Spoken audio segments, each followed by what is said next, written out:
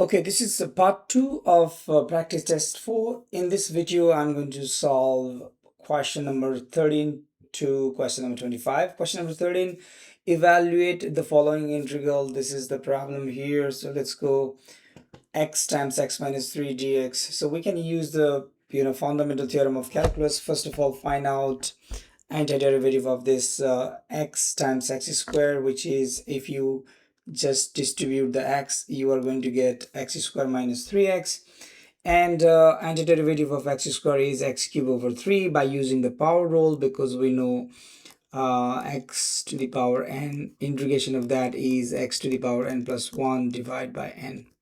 That's what I use here, and then the integration of x is x squared over 2.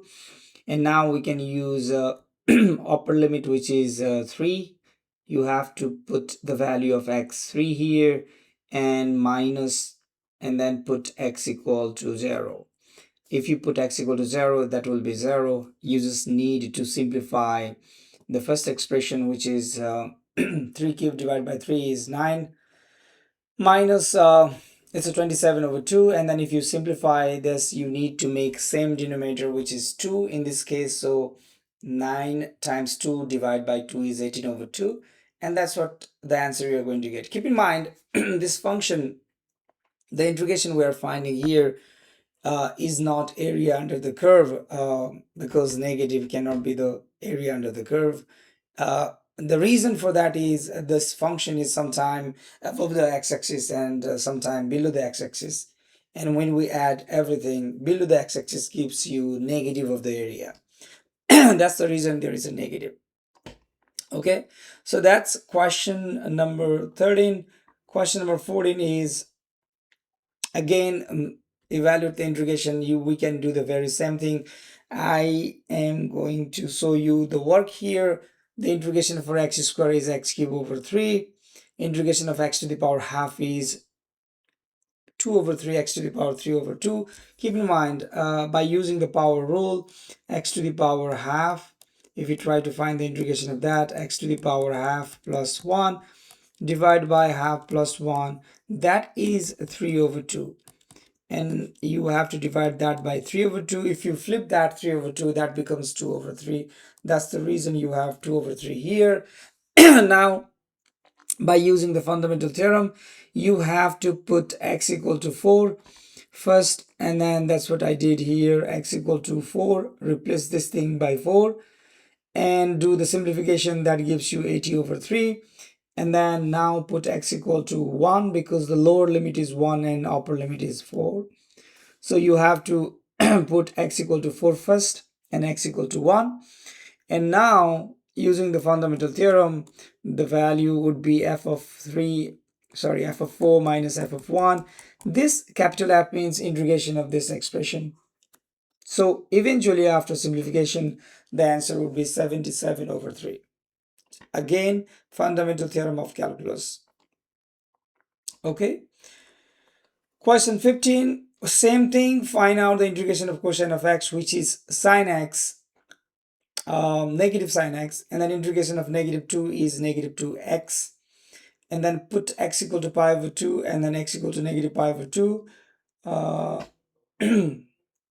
Yeah, integration of cosine x is sine, integration of negative 2 is 2x, and replace x by pi over 2 first, and then replace x by negative pi over 2, and then subtract this value from this value, because we want to use the fundamental theorem of calculus. This is f of x.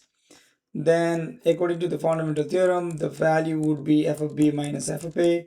In this case, b is pi over 2 and a is negative pi over 2. So this is f of b, this is f of a, and f of b minus f of a gives you 2 minus 2 pi. That's the answer.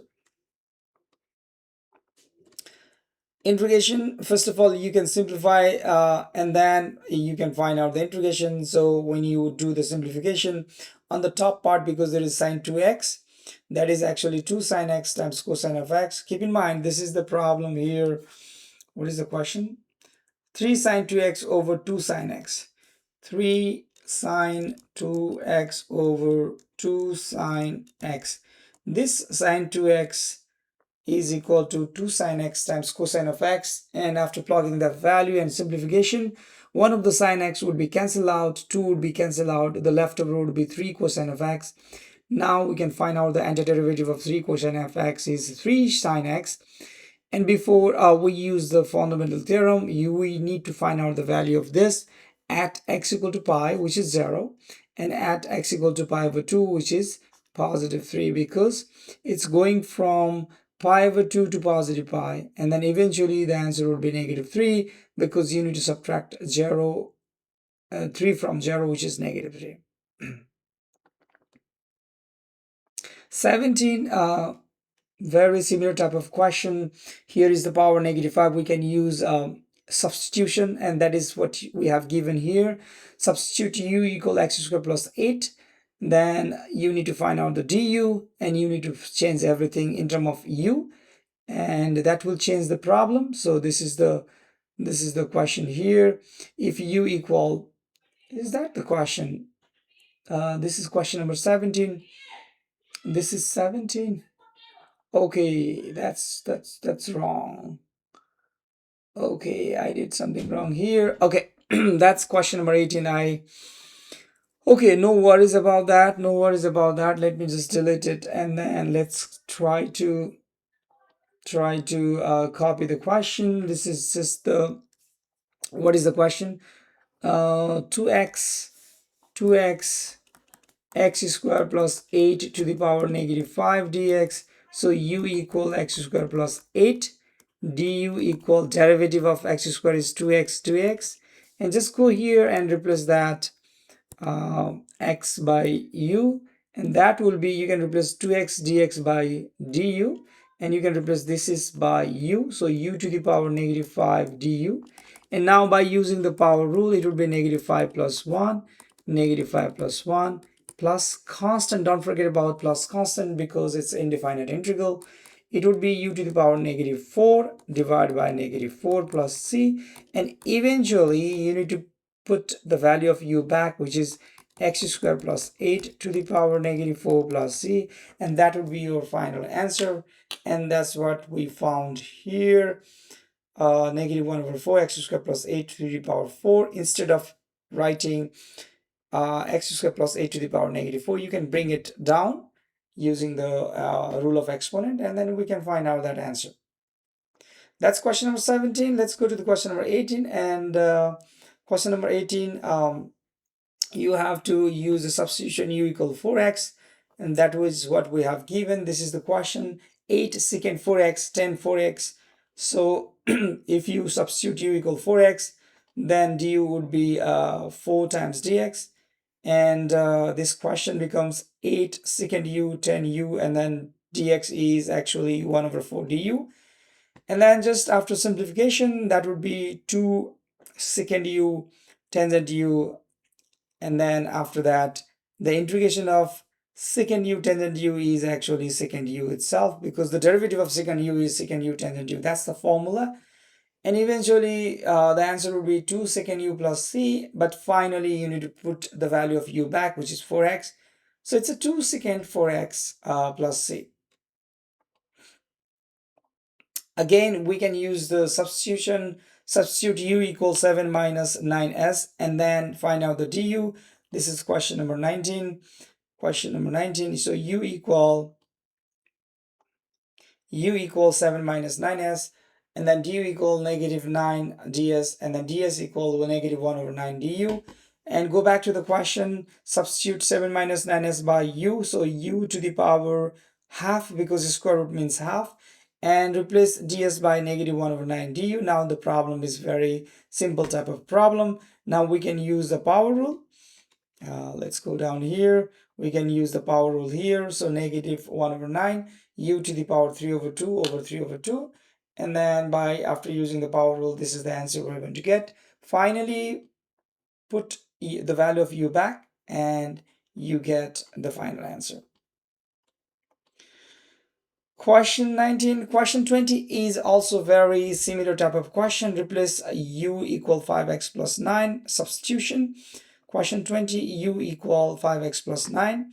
and du equal 5 dx, and go back to the question and then replace this 5x plus 9 by u, and that will give you this problem. We know the integration of cosecant a square is negative cotangent. That's the formula you're supposed to know. If you don't know, then go back and then review the integration formula, and then you will be able to find the integration, and eventually the final answer is 1 over 5 cotangent 5x plus 9 by plugging the value of u back. One more time, here you have sine 2t plus 8. You can use the substitution here. Question 21. What is 21? Question 21, we can use the substitution. Okay, this is the substitution. Sine 2t plus 8, cosecant square 2t plus 8. So we can substitute u equal cosine 2t plus 8, and after finding the du, which is negative 2 sine 2t plus 8 dt, and that helps us to simplify this situation here. That will be negative 1/2 u to the power negative 2, and then finally using the power rule we can find the integration 1 over 2 u plus c, and put the value of u back here, and that will give you the answer 1 over 2 secant 2t plus 8. While you are finding the du, keep in mind you have to use the chain rule here. The derivative of sine is derivative of cosine is negative sine, but you also have to find the derivative of 2t plus 8, which is 2. Okay, don't forget about that. That question 21.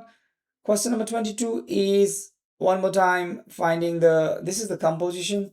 You can use substitution here, u equal g of x, and then you can solve this problem. Question number 22, let me go here. Question number 22, let's say u equal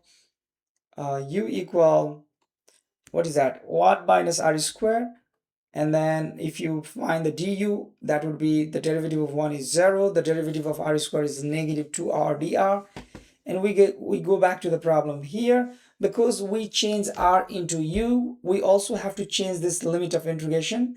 So when r is 0, u would be, you can find out the value of u by plugging r equal to 0, would be 1, and when r is 1, u would be 0. So this limit of integration becomes 1 to 0, and eventually we can find the integration of this using the power rule. As you can see here, it's going from 1 to 0, but you can always flip that. But before you flip, make sure that they're supposed to be the property you are using properly, because keep in mind, let's say you have a over b. If you want to flip it, then make is negative b over a. Okay, so that's the reason this negative is gone here, because of that flipping of limit of integration. And then finally you find the answer 1, 3. That's the first part. And second part, you do the same substitution, and the integration would be from 0 to 0, which is 0. You don't have to do anything for the second part, because the limit of integration goes from 0 to 0. 23, one more time, it's a substitution. So substitute for 3 plus 2 sine g equal u, and then it will be easy for you. Question number 23. Is that 23? Okay, let me see. Yes. Question number 23, substitute u equal 3 plus 2 sine g, and then du would be 2 cosine z dz, and then just plug those value back here. Whenever you make the substitution in finite integration, keep in mind you also have to change the limit of integration. When g is 0, u equal, use this relation, put g equal 0, and then that will give you u equal 3. And then when z equal 2 pi, u is also 3. So the limit of integration is going from 3 to 3. That means the integration would be 0. So you don't have to do the work for both. Okay, find the area. There are a bunch of ways to do this. You can find the area under the curve from 0 to 3 by looking the graph, and then whatever area you can find here, the same area you'll be able to find here. So you can just double it, or you can just take the integration from negative 3 to 0, and that integration would be negative. That would be negative of the area. But in this particular question, we are just interested to find the area under the curve. We are not interested to find integration. Integration is the tool we are using here. Okay, so either you can go from 0 to 3, find the integration, that will give you the area, double it, and that will be the total area. Or when you find the integration, make sure that you make it positive, because area is supposed to be positive. So that's question number 24. How do you do it? This is the limit of integration to find the total area. This is the function we have given. And if you try to solve it to 0, because we would like to find out where that graph is intersecting with the x-axis, if you look at the graph properly, you can see that it's from -3 to +3. So you can skip that step, but I'm just showing you in case if you don't know exactly where it's intersecting here to find the interval, you can always equate with 0 and find out at -3 and +3. These are the 2 points where the graph is intersecting with the x-axis. And then total area is area integration of the function from -3 to 0. Here you can see this negative is coming because if you just find the integration of the curve, that will be the negative. To make the area, you have to make it positive first. So find the integration of the first part and second part using the fundamental theorem. The first part would be 9, and then second part would be also 9. Just a simple substitution, and eventually the area would be 18. Last question, this is the area we would like to find out. To find the area, keep in mind the variable of integration would be y here, because y is changing. You can find out where this graph intersect with each other. And when I try to solve this by solving this to graph equal and solving for y, I found these 3 values at 0, at 1, at -1/3. The graph intersect with each other. But this negative is not the point of interest here, because we are just looking for the area from 0 to up, not the negative side. So we can skip that -1/3 part, and we can only focus on from 0 to 1, and the integration, the graph would be the area under the curve. If you have two function, then the area would be the bigger function minus a smaller function. What I'm trying to say is, let's say you have a graph here. This is the function f of x, and you have another function here. Let's say this is the function g of x. If you want to find out the area between these two curves, the formula is from a to b. Let's say this point is a and this point is b.